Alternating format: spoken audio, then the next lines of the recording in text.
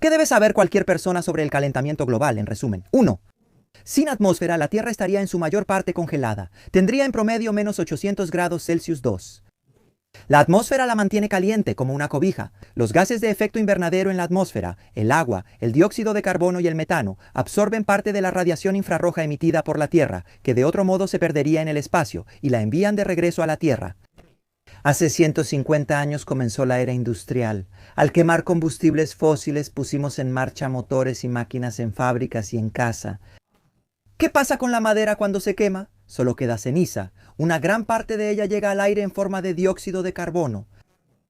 Eso mismo sucede cuando quemamos carbón, petróleo o gas. El resultado, la cantidad de dióxido de carbono en la atmósfera se ha duplicado. En resumen, la atmósfera se ha vuelto más eficiente y nosotros nos hemos sobrecalentado.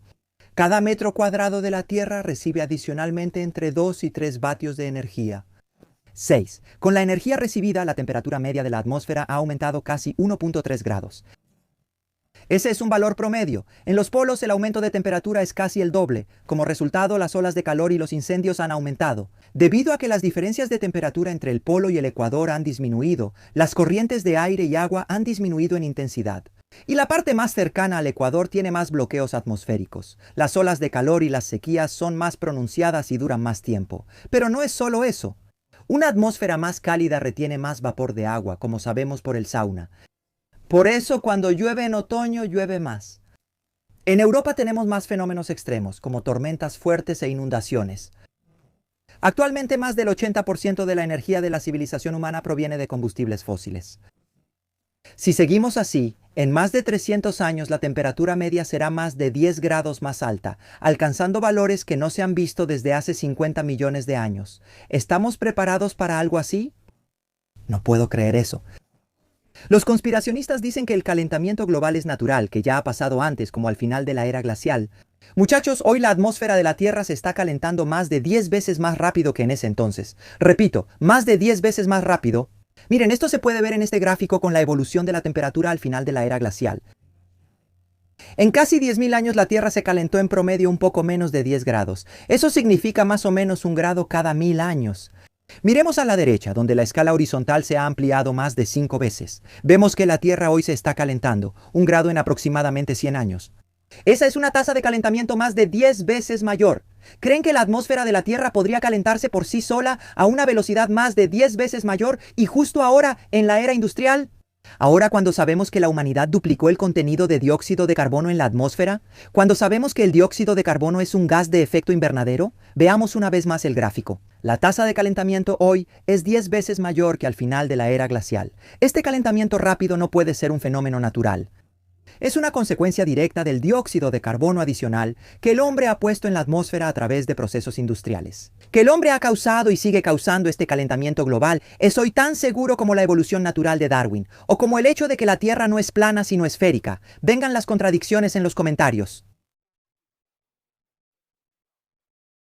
Tengo 3 opiniones sobre esto, y que el calentamiento global no es provocado por el dióxido de carbono en la atmósfera. Dicen los conspiracionistas, ese dióxido de carbono es solo 0.04 en la atmósfera. ¿Qué daño nos puede hacer? Un argumento tonto. Bueno, y el cianuro, si lo tomas en una concentración pequeña, también te puede matar. El dióxido de carbono puede ser poco comparado con el nitrógeno y el oxígeno en la atmósfera, pero es un gas de efecto invernadero, lo que significa que funciona como una cobija eficiente. El nitrógeno y el oxígeno no lo son. Así, el dióxido de carbono devuelve parte de la radiación infrarroja emitida por la superficie de la Tierra y la vuelve a calentar. De hecho, sin el dióxido de carbono y sin el vapor de agua en el aire, aunque haya poco comparado con el oxígeno y el nitrógeno, no tendríamos el efecto invernadero y la Tierra tendría una temperatura promedio de solo 18 grados Celsius. Precisamente gracias a estos 2 gases de efecto invernadero, ahora hace calor en la Tierra, incluso si su concentración es mucho menor que la del nitrógeno o el oxígeno en la atmósfera. De hecho, es menos conocido que el dióxido de carbono es muy eficiente. Absorbe casi toda la radiación infrarroja en su propia banda de absorción. Este fue uno de los misterios del calentamiento global al principio. Si ya en esa banda toda la radiación infrarroja es absorbida y emitida de nuevo, calentando la Tierra, ¿por qué tiene un efecto más fuerte si aumentamos aún más la concentración de dióxido de carbono? Debido a un efecto sutil, técnico. La banda de absorción se ensancha, de modo que más longitudes de onda del rango infrarrojo son absorbidas. Por eso también es difícil calcular a mano cuánto se calienta la Tierra. Se utilizan modelos por computadora. El resultado es el que confirman las mediciones. Nos estamos acercando a 1,5 grados desde el inicio de la era industrial. Pero bueno, es más fácil negar lo que no entiendes, decir que el dióxido de carbono no es importante porque hay poco. Pero ¿hasta cuándo puedes negar? ¿Sabías que el proceso de calentamiento global ya puede acelerarse rápidamente? El dióxido de carbono en la atmósfera ya ha alcanzado valores que solo se vieron por última vez hace 4 millones de años. Sin intervención, se dirige hacia valores que solo se vieron hace 50 millones de años cuando la temperatura media global era 14 grados Celsius más alta.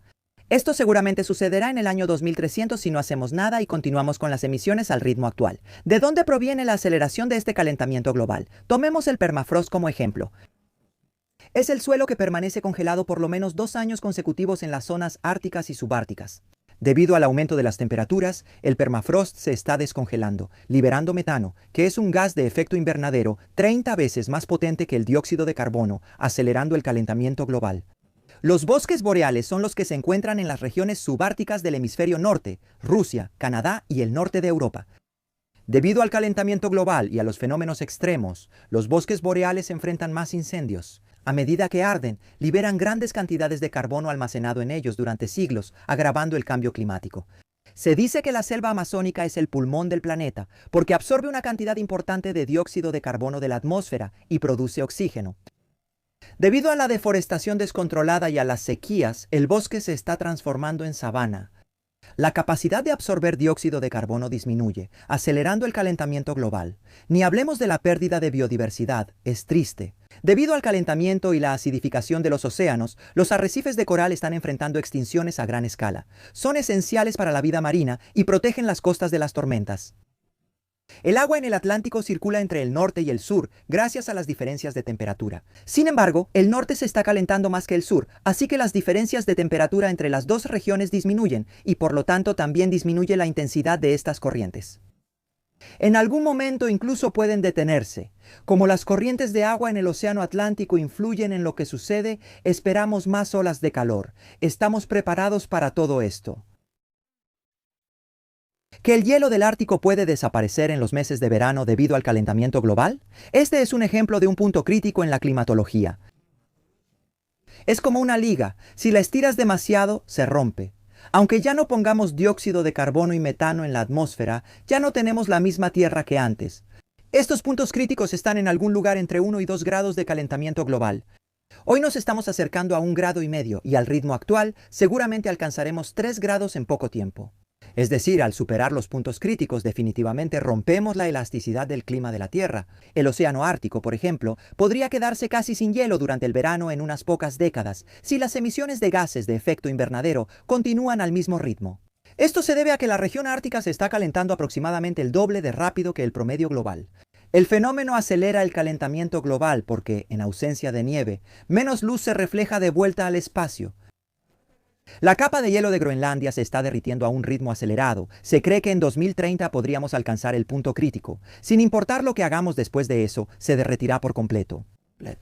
Consecuencia: el nivel de los océanos aumentará hasta 7 metros inundando las ciudades costeras, y la capa de hielo de la Antártida Occidental está pasando por un proceso similar. Ya ha superado el punto crítico. El colapso de esta capa de hielo causará un aumento del nivel de los océanos de hasta 3 metros. En pocas palabras, parece que estamos en un camino sin retorno. Sin duda, el nivel de los océanos aumentará 10 metros. Eso sucederá en unos cientos o incluso 1000 años, dependiendo del ritmo del calentamiento.